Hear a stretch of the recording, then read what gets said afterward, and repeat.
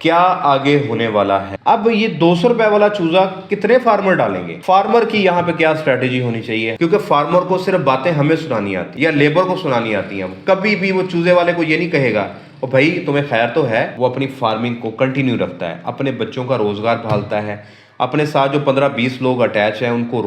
क्या चूजे का रेट यही रहेगा। अस्सलाम वालेकुम। क्रिकेट के मैदान में जब कोई खिलाड़ी 200 स्कोर करता है तो उसकी तरक्की का सफ़र शुरू हो जाता है, लेकिन हमारी फील्ड यानी पोल्ट्री की फील्ड में एक दिन के चूजे ने डबल सेंचुरी क्रॉस की है और उसके बाद poultry industry specially broiler production के ऊपर बड़ा सा सवालिया निशान आ गया। क्या आगे होने वाला है। एक साल पहले फीड के रेट बढ़ने से पोल्ट्री के ऊपर इतना असर पड़ा कि छोटे फार्मर्स बिल्कुल कारोबार बंद करके बैठ गए। मुर्गी तैयार माल का फट्टे के ऊपर जो रेट एवरेज 250-300 चलता था वो 500-550 तक जा पहुंचा, क्योंकि फार्मर के पास सकत नहीं थी प्लेस करने की बर्ड, फीड डालने की।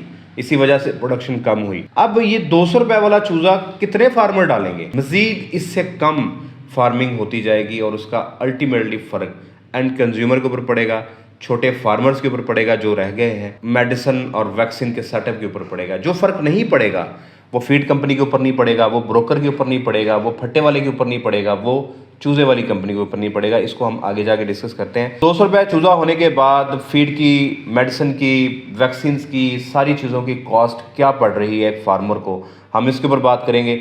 फार्मर की यहाँ पे क्या स्ट्रैटेजी होनी चाहिए, हम इसके ऊपर बात करेंगे।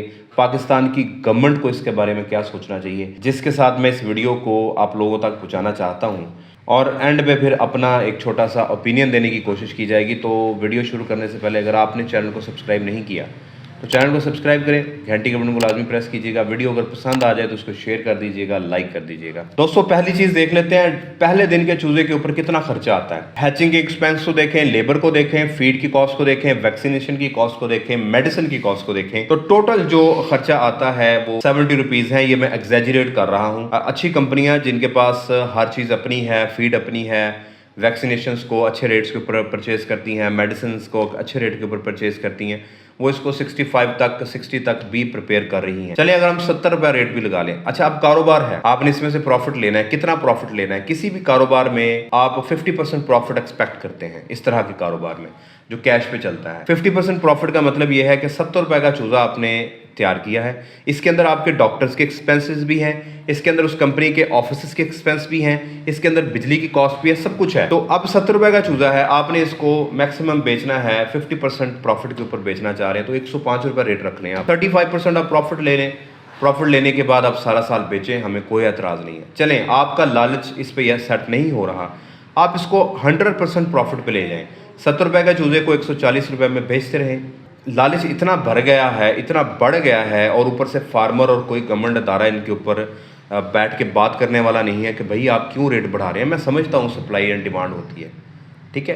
पूरे बहावलपुर के अंदर अगर फ्लोरफेनिकॉल शॉर्ट हो जाए तो हम फ्लोरफेनिकॉल, अगर मेरे पास पड़ा हुआ है फ्लोरफेनिकॉल और मैं उसको बेचूंगा 10,000 रुपये का लीटर, क्या ऐसा होगा कि फार्मर मेरे पास आके यहाँ बैठा हो और मैं उसे कहूँ कि ये भाई पूरे बहावलपुर में शॉर्ट है तो अब ये फ्लोरफेनिकॉल आपको 15,000 रुपये का लीटर मिलेगा। वो यहाँ उठेगा, मेरे मुंह के ऊपर 10 मुझे बातें सुनाएगा और दोबारा कभी मेरे इस सेटअप के अंदर दाखिल नहीं होगा, क्योंकि फार्मर को सिर्फ बातें हमें सुनानी आती हैं या मेडिसिन वाले को, वैक्सीन वाले को सुनानी आती हैं या लेबर को सुनानी आती हैं। कभी भी वो चूजे वाले को ये नहीं कहेगा ओ भाई तुम्हें खैर तो है, 100% प्रॉफिट तुम ले रहे थे, अब क्या प्रॉब्लम हो गई। 200 रुपये रेट करने का क्या मकसद है। लालच है और पता है कि हमें किसी बंदे ने कुछ कहना नहीं है, दैट्स इट। जब चीज़ बिक रही होती है, जब मुंह के ऊपर ताले लगे हुए होते हैं, जब ये कहा जाता है ना छितर मारने वाले बढ़ा दो, और हमें देर होती है, ये नहीं कहा जाता कि छितर मत मारो, फिर यही होता है कि छितर ज़्यादा पड़ते हैं। तो छितर पड़ रहे हैं फार्मर को और इंशाल्लाह इस साल में और भी पड़ेंगे, आगे जाके फिर हम देखते हैं ना इसको। अब 200 रुपये का चूजा बिक रहा है जी, आपको मैंने बता दिया कि ये 200% प्रॉफिटेबिलिटी के ऊपर कंपनियां बैठी हुई हैं, क्योंकि ये 1 रुपये का उधार नहीं करते, ये पहले कैश लेते हैं उसके बाद चूजा आप तक भेजते हैं। डाटा आप लोगों को मैं दिखा देता हूँ। पहले दिन पे देखें, जनवरी में 86 रुपीज़ अनाउंसमेंट थी, जनवरी के एंड पे एक 145 रुपीज़ का चूजा हो गया, फार्मर नहीं बोला। इसके बाद फरवरी के एंड पे 175 रुपीज़ का चूजा हो गया और अभी मार्च के एंड पे हम 200 क्रॉस कर चुके हैं। और अल्लाह ताला से दुआ है कि इन कंपनियों को अल्लाह और तरक्की दे, तो ये इंशाल्लाह 300 रुपये तक कर देंगी। 250 तो लाजमी कन्फर्म हो जाएगा इस महीने के यानी कि अप्रैल के एंड तक। पाकिस्तान में अगर हम देखें एक फार्मर को कितने का माल पड़ता है, तैयार माल कितने रुपीज़ में पड़ता है, ये चीज़ को वाज़े करना बड़ा ज़रूरी है। तो 25,000 अगर एवरेज चूज़ा वो डालता है एक शेड में, तो पहले दिन का 201 रुपये रेट है जी। 25,000 के साथ मल्टीप्लाई करेंगे तो ये हमारा 25,000 मल्टीप्लाई बाय 201 52,50,000 रुपये का चूज़ा बन गया हमारा। इसके बाद 1800 बोरी ये फीड खाएगा एंड तक। 1800 मल्टीप्लाई बाय 6900 करेंगे कमीशन निकाल के, 1,24,20,000 रुपये की फीड बन जाएगी इसकी। लेबर कॉस्ट इसमें आएगी 3 लाख रुपये, किचन वगैरह डाल के ये टोटल 4 लाख रुपये खर्चा बनेगा। इलेक्ट्रिसिटी पाकिस्तान के जो हालात हैं 6.5 लाख रुपये बिल आएगा 2 माह का। डीजल 2.5 लाख रुपये का आएगा। मेडिसिन की अगर हम कॉस्ट प्लस वैक्सीनेशन देखें तो ये 40 रुपये एक बर्ड के ऊपर खर्चा आएगा, तो ये 10 लाख रुपये खर्चा आएगा मेडिसिन कॉस्ट का। इसके बाद हमारा रेंट है, अगर उसका ये ऑप्शनल है, अगर उसका शेड रेंटेड है तो वो तकरीबन 2 माह का 2.5 लाख रुपये रेंट पड़ जाएगा। और इसके बाद हम अगर डालें तो मिसलेनियस को बर्तन टूट जाता है, को खर्चे हो जाते हैं, तो ये 5 लाख रुपए एक शेड के ऊपर ऑलमोस्ट ये मिसलेनियस कॉस्ट आ जाती है। अगर हम इसको अब कैलकुलेट करते हैं कि टोटल एक शेड के ऊपर कितनी कास्ट आई है, तो हम इसको जमा कर लेते हैं जी। 50,25,000 का चूज़ा, 1,24,20,000 और 20,000 की फीड हो गई। 4 लाख रुपए उसका लेबर कॉस्ट है। 6.5 लाख रुपए की आ गई उसका इलेक्ट्रिसिटी का बिल। 2.5 लाख रुपए का उसका बिल आ गया डीजल का। 10 लाख रुपए की मेडिसिन लग गई। 2.5 लाख रुपए फिर दोबारा रेंट पड़ गया और 5 लाख रुपए मिसलेनियस कॉस्ट है। ये 2,04,95,000 रुपए ये टोटल कॉस्ट एक फार्मर को पड़ेगी। अब हम देखना ये है कि पर केजी ये कॉस्ट कितनी आती है। ठीक है, अगर हम पर केजी को देखना चाहते हैं तो आप सबसे पहले देखें 1800 फीड खाने के बाद उसने ली 32 FCR। 1800 फीड खिलाने के बाद FCR आई 31। 1800 बैग फीड खिलाने के बाद FCR आई 30 और 1800 फीड खिलाने के बाद FCR आई 29। यानी कि ये बहुत अच्छा फार्मर है, बहुत अच्छा माल पल गया और यहाँ पे जाके माल हो गया डिस्टर्ब। अगर हम इसको देखें तो 1800 मल्टीप्लाई बाय 32 यानी 57,600 किलो वज़न आएगा केजी। यही अगर 1800 मल्टीप्लाई बाय हम करें 31 तो 55,800 किलो वज़न आएगा। और 1800 को 30 से मल्टीप्लाई करेंगे तो 54,000 वज़न आएगा। और यही 1800 को मल्टीप्लाई करें 29 के साथ तो 52,200 वज़न आएगा केजी। अब देखें इस कॉस्ट को हमने निकालना है, कैसे निकालेंगे। हमारा जो टोटल आई है एक्सपेंसेस वो है 2,04,95,000 रुपये। इसको हम इन सारी चीज़ों से डिवाइड कर देंगे, कभी इससे कभी इससे, तो हमारा टोटल निकलता आएगा। इस वक्त 200 रुपये पे चूज़ा डाला है और हम ये अज्यूम कर लेते हैं कि आज से 40 दिन के बाद जो रेट है वो ऑलमोस्ट ठहरा हुआ है 400 रुपये के करीब। 400 रुपये का जब रेट ठहरा हुआ होगा तो उसमें हमारी सबसे पहले लेस निकलती है। लेस क्या है, ये बदमाशी है, रिश्वत है माल बेचने के लिए, वरना आपका माल नहीं बिकता। तो ये 15 रुपये लेस आप इसमें निकाल के, तो हमारे पास टोटल जो आएगा फार्मर के हाथ में 385 रुपीज़ आएगा। अब एक फार्मर जिसने 32 FCR ली है, जो कि बहुत अच्छी FCR है, 356 माइनस 385, उसको प्रॉफिट हो रहा है 29 रुपये का। ठीक हो गया। 29 रुपये से मुराद ये है कि 57,000 के साथ मल्टीप्लाई करें तो 16,53,000 रुपये का उसको प्रॉफिट हो रहा है। कितना खर्चा करने के बाद, ऑलमोस्ट 2,10,00,000 रुपये खर्चा करने के बाद 2 माह के। अच्छा, अब अगर उसका माल थोड़ा सा डिस्टर्ब हो गया, उसने 368 में बेचा, एवरेज 368 माइनस 385 तो 17 रुपये उसको सिर्फ बचेंगे। अगर यही उसने बेचा 385 रुपीज़ में तो उसको सिर्फ 5 रुपये बच रहे हैं। और यही अगर उसने बेचा माल, उसको यानी कि कॉस्ट पड़ी 393 रुपये में, तो फिर अब वो कितने रुपये नुकसान में है, 393 माइनस 385, अब वो 8 रुपये नुकसान में चला गया है। अब मुझे ये बताएं, फार्मर हमारा क्या लगता है, हमें एक चीपेस्ट सोर्स ऑफ प्रोटीन हमें प्रोवाइड करने में वो अपनी फार्मिंग को कंटिन्यू रखता है, अपने बच्चों का रोज़गार भालता है, अपने साथ जो 15-20 लोग अटैच हैं उनको रोज़गार देने की कोशिश करता है, अपने शेड में चूज़ा डालता है। चूज़ा डालने के बाद उसके ऊपर 2,10,00,000 रुपये खर्चा करता है और फिर उसमें से प्रॉफिट क्या आ रहा है, सिर्फ 16 लाख रुपए। या 10 लाख रुपए या 6 लाख रुपए या वो 6-7 लाख रुपए नुकसान में जा रहा है। फार्मर रेट डिसाइड नहीं कर रहा कि एंड कंज्यूमर को क्या रेट करना है। जो रेट डिसाइड करते हैं, बेनिफिट्स किसको हो रहा है सबसे ज्यादा? फार्मर तो नुकसान में है। मेरा नहीं ख्याल कि 2 करोड़ रुपए, अब फीड कंपनी 2 करोड़ रुपए लगा के कम से कम 50 लाख रुपए प्रॉफिट ले रही है, और चूजे वाले 2 करोड़ रुपए लगा के 4 करोड़ का प्रॉफिट ले रहे हैं, 200% प्रॉफिट ले रहे हैं। और फार्मर सिर्फ 2 करोड़ 10 लाख रुपए लगाने के बाद मैक्सिमम उसको अच्छा माल पल गया उसका, तो कितना प्रॉफिट आ रहा है जी? 15-16 लाख। ये वो फार्मर हैं जो 10% है। 20-30% फार्मर वो होंगे जो 5-10 लाख रुपए प्रॉफिट के ऊपर होंगे इस रेट के ऊपर, और 50% फार्मर वो होगा जो ब्रेक इवन पॉइंट पे होगा या वो नुकसान में होगा। बेनिफिट किसको है? ब्रोकर को। पहले नंबर पे माल उसने उठाना है, उसने आपको चूजा देना है, उसने कमीशन लेना है, उसने आपको फीड देनी है, उसका कमीशन है, उसने आपको माल उठाना है, उसकी रिश्वत है। 15 रुपये देंगे जी, 10 रुपये लेस चल रही है, 12 रुपये लेस चल रही है, 20 रुपये लेस चल रही है। ये 15 रुपये तो मैंने एवरेज लगाई है, यहाँ पे तो 25-25 रुपये लेस भी चलती है जब माल ज़्यादा हो जाते हैं। उसके बाद किसको बेनिफिट है? उसके बाद बेनिफिट है फट्टे वाले को और मिडल मैन को। वो पैसे कमा रहे होते हैं, फट्टे वाला कैश हमसे ले रहा होता है, उधार जो करता है वो भी पेमेंट उसको आ जाती है, और वो प्रॉफिटेबिलिटी के अंदर बैठा है। और सबसे ज़्यादा प्रॉफिट फीड कंपनियों को है, वो भी अपने पैसे ले जाती हैं। चूजे वाली कंपनियां तो लेती है एडवांस कैश हैं, वो भी 200% प्रॉफिट में बैठे हैं। नुकसान किसको है? फार्मर को। और फार्मर इस सारे चक्कर में फीड कैश पे लेता है, चूजा कैश पे लेता है, और रेंट भी उसने कैश पे करके ही लेना है, शेड का रेंट। और उसके बाद माल कहाँ बेचना है? उधार। और उस पैसों के लिए, अपने ही पैसे के लिए उसने फार्म बार बार ब्रोकर के तरले करने हैं, मुझे पैसे दें, मुझे पैसे दें, मुझे पैसे, जो कि हमारा चौथा पॉइंट है। अगर आप स्क्रीन के ऊपर देखें, जब इन्होंने फीड के रेट्स में मनमानी अपनी की थी बहुत ज़्यादा, उस वक्त फार्मिंग बहुत ज़्यादा बर्बाद हुई, स्टेबिलिटी पाकिस्तान में पोल्ट्री फार्मिंग की तरफ कम हो गई। अब अगर 21 और 22 का डाटा देखें तो ये मैं यहाँ पे इनको अंडरलाइन कर रहा हूँ।